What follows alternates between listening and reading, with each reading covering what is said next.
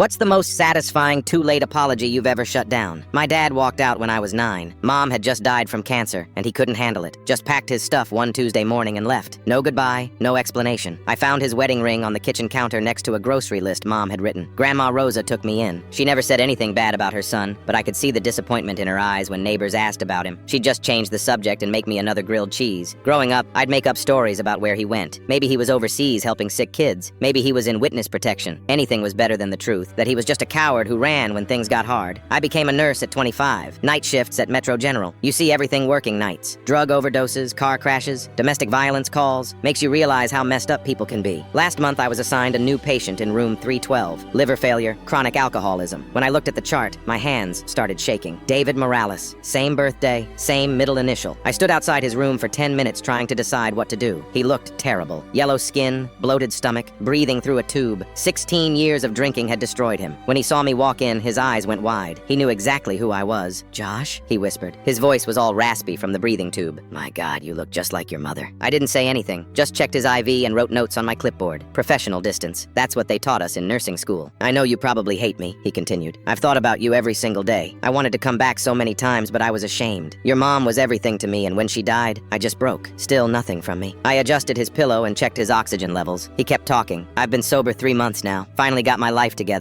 I know it's too late, but I want to make things right. I want to be your dad again. We could grab dinner when I get out of here. I could tell you about your mom, things you probably don't remember." That's when I pulled out the folded piece of paper from my scrub pocket. Grandma had given it to me when I turned 18, told me to only open it if I ever saw him again. "Grandma Rosa wanted me to give you this," I said, handing him the note. His hands were shaking as he opened it. It was written in her careful handwriting. "You had your chance to be a father when Josh needed you most. He doesn't need you now. He turned out just fine without you." I watched his face crumble as he read it. He started crying, ugly sobbing that made his whole body shake. "Please," he begged. "I know I don't deserve it, but please give me a chance. I'm dying, Josh. The doctor said maybe 6 months if I'm lucky." I looked at him for a long moment. This broken man who shared my DNA but never shared my life, who missed every birthday, every graduation, every moment that mattered. "You know what's funny?" I said. "I used to dream about this moment, you coming back and apologizing. But sitting here now, looking at you, I realize I don't need your apology. I stopped needing a dad when I was 9. I headed toward the door, then turned back one last time. I hope you get better. Not for me, but because dying might be too easy for you. Living with what you did is probably worse." I walked to the nurse's station and requested a different patient assignment. My supervisor asked if everything was okay. I told her it was a conflict of interest. He tried calling the hospital 3 times that week asking for me. I never took the calls. He left messages saying he had things to tell me about Mom, about our family, that he had photos I might want. I deleted every voicemail without listening to the end. 2 weeks later, he was transferred to hospice care. I heard from another nurse that he'd been asking about me right up until they moved him.